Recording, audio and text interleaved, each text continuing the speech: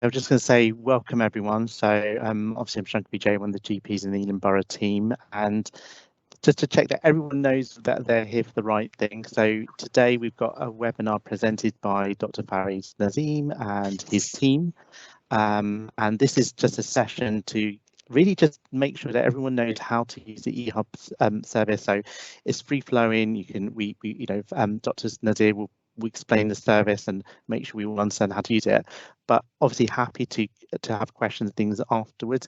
We know you're really busy, so we're trying to keep this short and as possible, so we've allowed sort of like half an hour max, but we can actually stay on to answer questions if we need to afterwards, so really make the most of this session.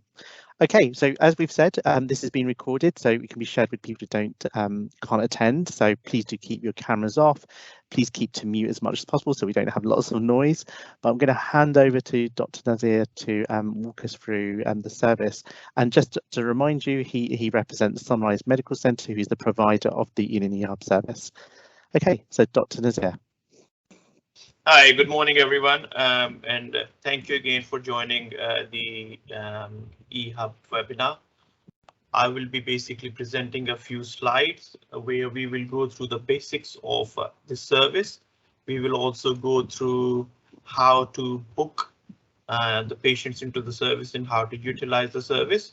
And at any point, if you feel like that there's some questions, then either write it in the chat box or just put your hand up, because it is, as I said, Shankar was mentioning, it's more like a discussion rather than just a presentation. So Rehanna, can we just share the slides, please, so we can start?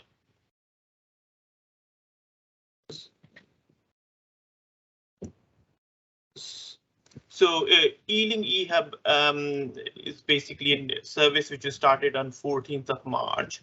And the primary reason this service has been started is to help the practices to deal with the e-consultations that they are receiving. As I'm sure all of you know, that in e-consultation, the patients have to be seen in a specified frame of time. And also, if you receive an acute presentation, then sometimes it becomes quite difficult to slot that patient in an already busy practice, which is already, it's all of us are quite busy, and the clinics are quite busy. So in here, what you can do is you can basically book the patient with us. And what we will do is we will have speak to that patient, and then depending upon the outcome, then we should be able to deal with that, or basically take it from there. So the way to this is quite a busy slide, sorry, but it's basically book is that the e-consultation forms need to be filled in because that's what we are relying for the data, and then once you forward it to us, then we have a look at it and then basically book the patient. And can we move to next slide, Rehanna?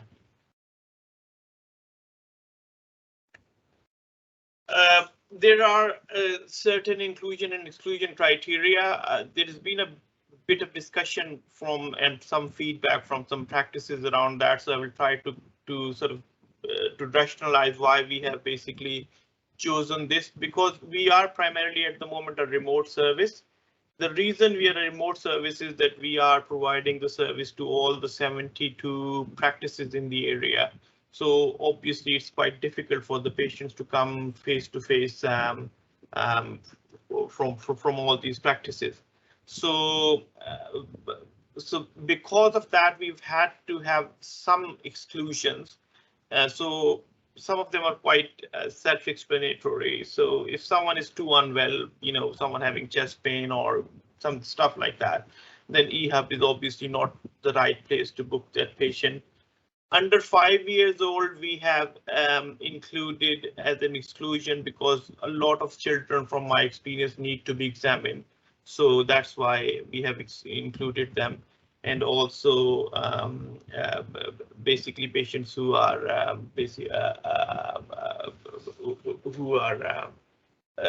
too unwell to be seen. Now, the eHub rota currently is dividing it by PCNs. There is, I've lost the slide, Rihanna, sorry. I think Rihanna's just trying to share the slide to make it full screen. So just if we just bear with a second, sorry, that's fine.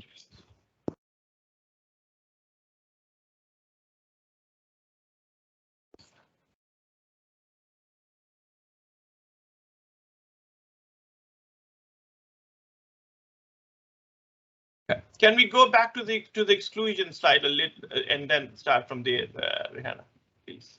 Thank you. Okay. So yeah, so and then with the admin queries, we have excluded that because we don't have access to the patient's record as such, so we cannot issue an eMED3 even if we want to.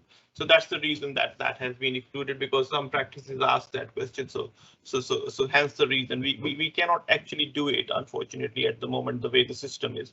Otherwise, but what we do is, if we do get a patient that needs an eMED3, we normally send a note back to the practice saying that, can you issue an eMED3 for this to this patient for this and this reason, for such and such problem. So if you want to, you can just have a look at it and basically give the eMED directly at that point. So any patient who's acutely unwell and needs eMED, you can basically avoid a consultation. Can we move to the next slide now, please?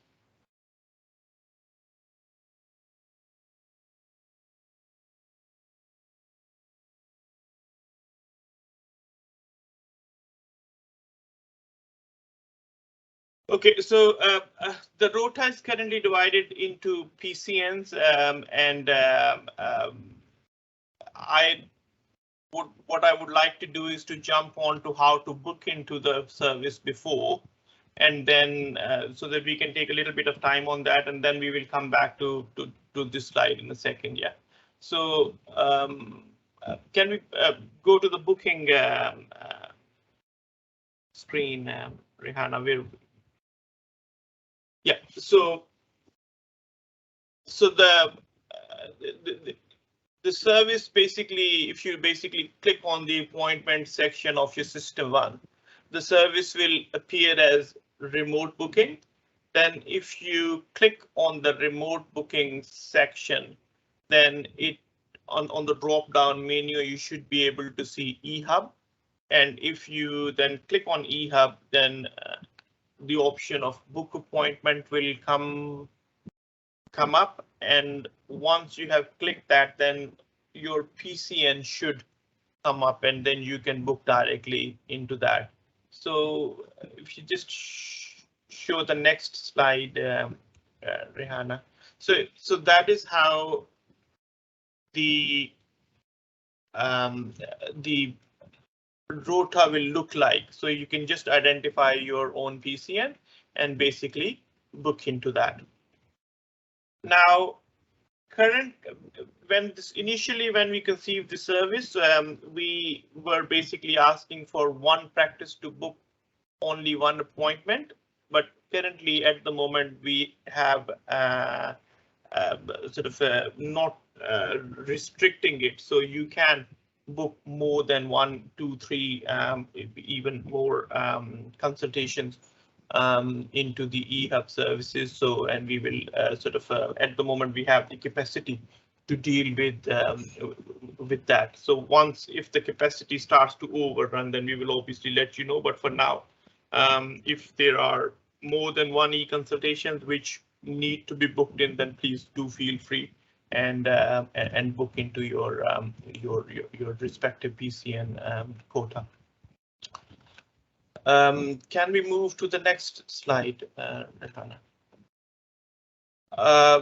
So once we have received the patient, the e-consultation, we basically go through the patient's e-consultation just to make sure that it's safe and no one is sitting there with a chest pain or something like that. If they are eligible for eHub service, then we book them. We send them a standard text message, giving them a 2-hour window slot. And if they are not eligible, then we do speak to the practice. So we don't just reject it like that. So you are aware that this patient that you referred has not been is going to be a problem to see, and so we can so you are aware and rebook the patient, so there's no patient safety issue as such. Can we move to the next slide? So some of this is obviously self-explanatory. It's so the main thing here is that if we are unable to speak to the patient, then at the moment what we're doing is that we are actually doing 3 telephone calls, and if the 3 telephone calls are not so the patient is not responding in that, then we send a patient a message through Accurex and telling them that we're trying to sort of contact them and basically do a telephone call again. And if at that point the patient is still not picking up the phone, then or not contactable, so we will then send them a message saying that we tried to contact you, and if you can please contact your GP surgery again in case you need the help still. So that's after the consultation, we are currently sending we have a template. Now the template will have the action needed by the GP. So please do try to go through the templates which we are sending back. Try to set up a pathway where they can be looked at quickly. So in case there is something that needs to be done, then that can be action. However, we have got some fail-safe mechanisms. So for example, if there is a patient that needs to be seen acutely, then other than sending a discharge summary, we also contact the practice. So we send a task, and also if it is something very urgent, then we will basically contact the practice as well using the telephone too. Same thing with 2-week wait referrals. If we can do the 2-week wait referrals for patients, so we do that, and then what we do is that we will send a task to the registered GP or the usual GP of the patient, and also contact the practice via telephone to let them know that this patient has been referred as a 2-week wait. And this is primarily so that it can be followed up and made sure that the patient is not sort of falling through the net and being missed. Can we move to the next slide? So just the discharge summary one, please. So this is what the discharge summary looks like, and the plan, we try to make it as succinct and as detailed as possible. So if we are able to close currently, off the top of my head, we are closing about 70 to 80% of the cases which are being sent to us. Of the 10 to 20% which we are not able to close, say someone needs a blood test or an X-ray, etc., which we are unable to book, then what we are doing at the moment is that we are putting that in the plan that can you kindly book this patient for this blood or this X-ray. Now, again, this is something which is slightly open to discussion because we obviously don't want to dictate treatment for other GPs, but this is just to be to help you and try to save a consultation. So if you can, if the practices feel comfortable, then what they can do is they can just have a look at that and basically say just request the bloods directly or an X-ray directly, rather than having to provide a consultation to the patient again. So similarly, we are putting in quite succinct plans for the patients who need to be sent back to the GP practices, and these are those patients who are unfortunately not being able. we are unable to close in eHub, for example, someone who's got a chronic problem, needs physio, or someone who's needing blood tests, ultrasound investigations, or further looking into before their consultation can be completed. Can we move on to the next slide? So as far as the medications are concerned, if any patient needs medicine, then we are able to prescribe that. We send them electronically to the nominated practice. Just one thing that please, before you're booking the patient, try to make sure that the patient's details are correct, so that the DNA rate can be kept to as low as possible. We do look at the eHub at the e-consultation as well, and sometimes we're able to get the details from that if the patient is not answering. But having correct details is very useful. So please do try to make sure that before you're booking the patient, just confirm that their telephone number at least is correct.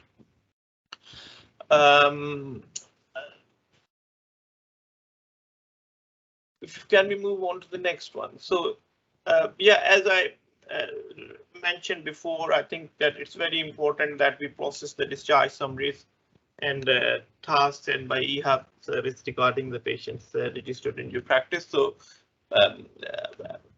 again, that just minimizes the delay and basically improves the patient's overall experience. Currently, we are also running patient feedback to see how we are doing. So far, from what we can see from word of mouth, the service is being well received by the patients who are actually booked into it. And please do try to, it's a good service, it's do try to utilize it as much as possible. I will leave a few minutes just to see if there's any questions that I can answer. I think that might be and all of this is recorded. The information on the slides is quite detailed, and we will share these slides with all the practices as well.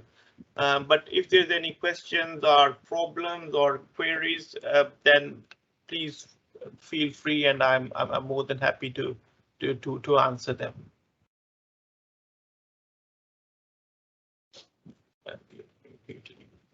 Thank you, Dr. Nasir. In terms of the chat, sorry, we probably need to go to mute, but yeah, in terms of chat, we only had one question posed by Surinder, which was, if their practice had a patient who was registered with them but was out of the area, are they eligible? And I did suggest that as long as they're registered with an Ealing GP practice, even if they're out of the area, because it's a purely remote service, that you may be able to handle it, but I think we have to be practical about that. I mean, that obviously the service can only offer phone or video, and if there's a prescription, can only send via EPS within England.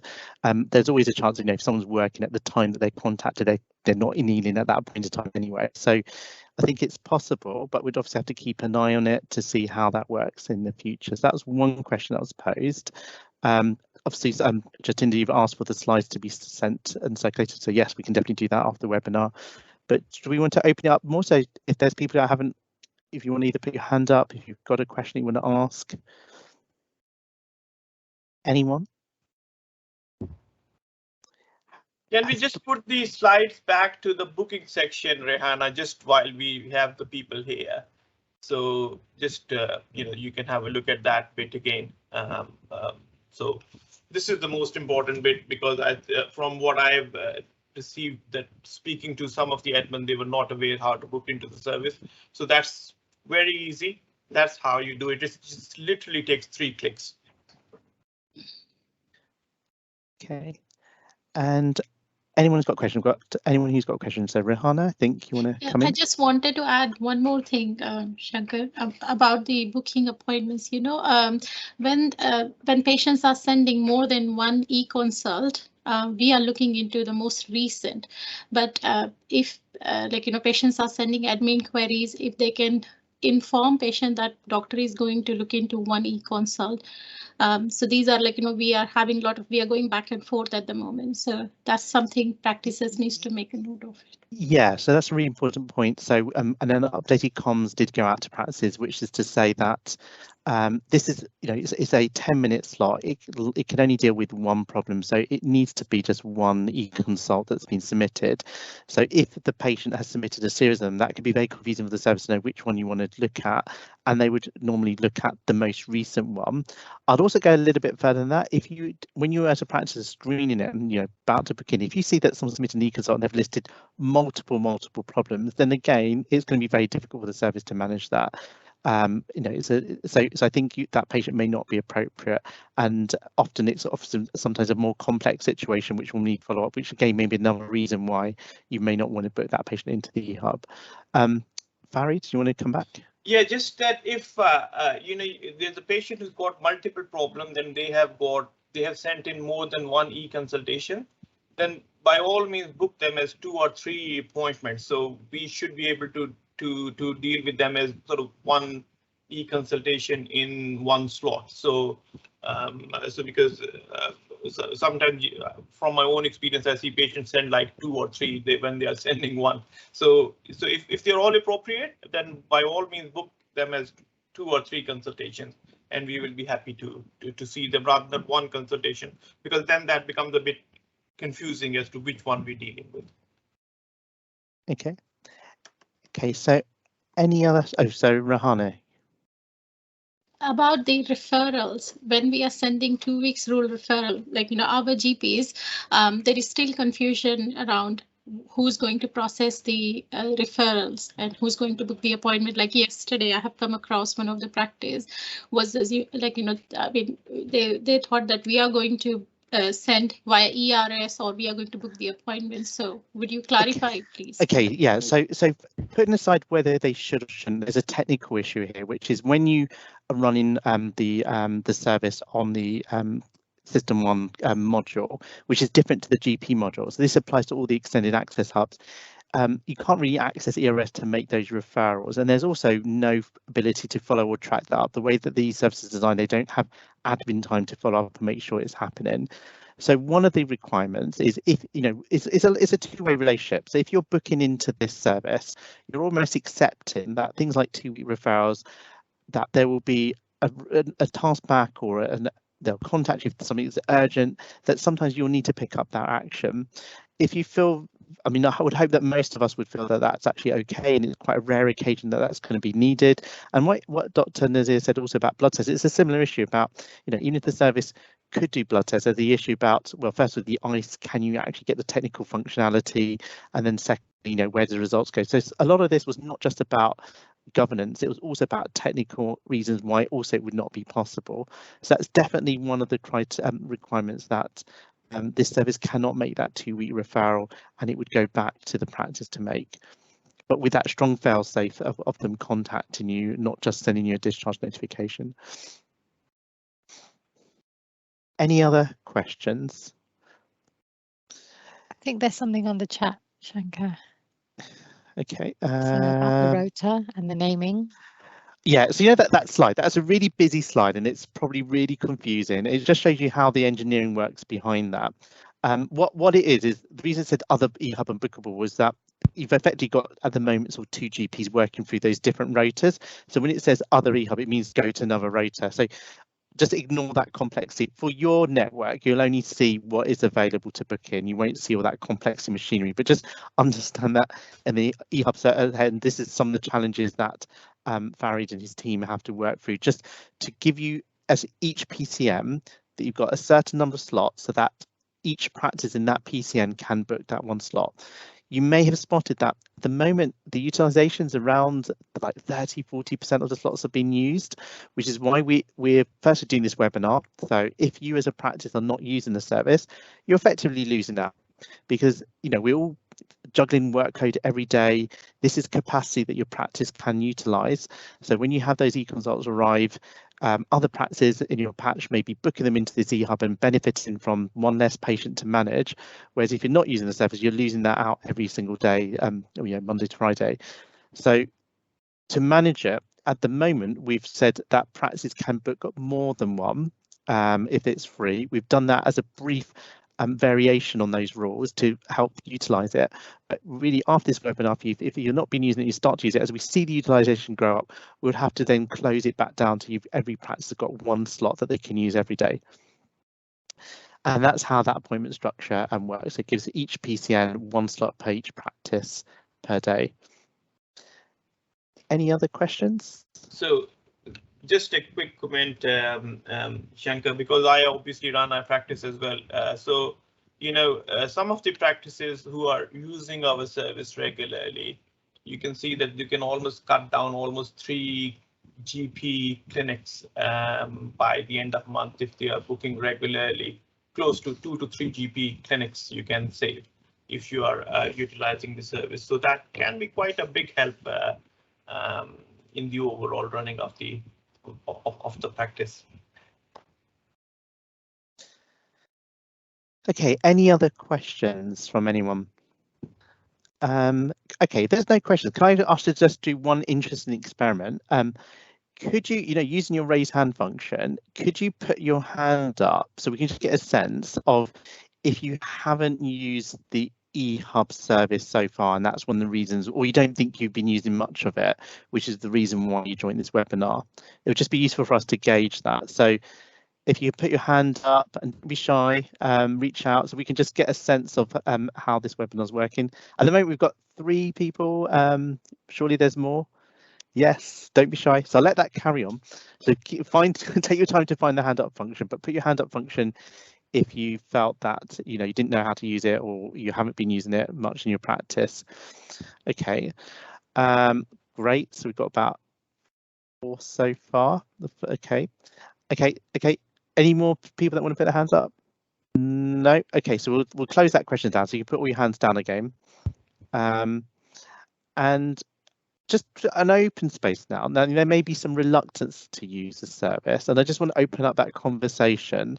So if any of you have a concern, you're still not sure about a service, or so you understand the service, but you're not sure you want to use it, or there's a concern you've had it or an experience, could you, do you want to put your hand up? So we got, is it East one? I don't know if you put your hand up or that's a legacy hand. Does anyone want to raise a question or query that's probably blocking you from using the service? Isan, I don't know if that's a hand up and you want to ask a question or whether that's. No, I don't want to be asked the questions. Okay, that you asked that that the e-service using, we're not using a lot. That's why I say. Okay, that's fine. Okay, that's fine.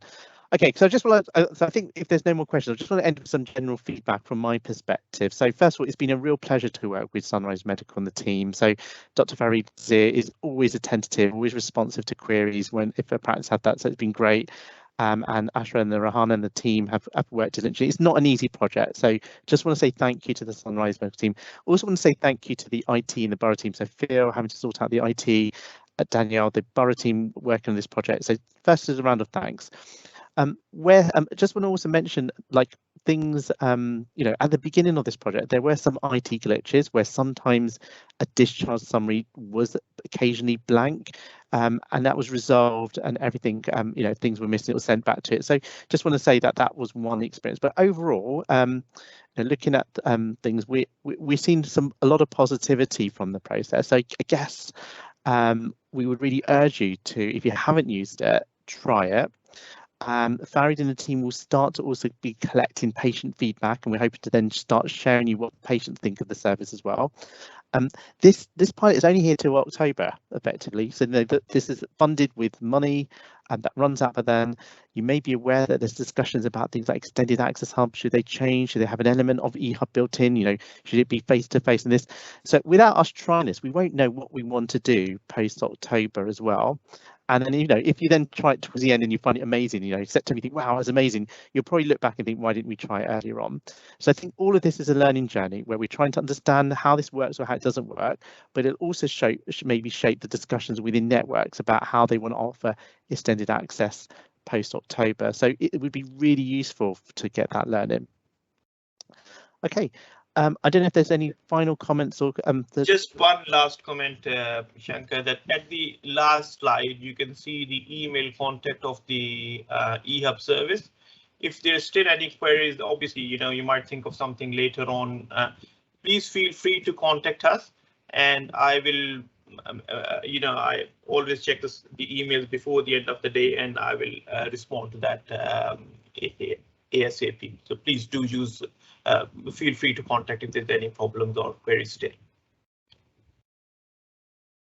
Okay, so it's now 11 o'clock, so I guess if there's no more questions, no more queries, we would like to close the webinar. And again, a big thank you to the team at Sunrise Medical for delivering this webinar and delivering the service. So wishing everyone a good day and a good weekend.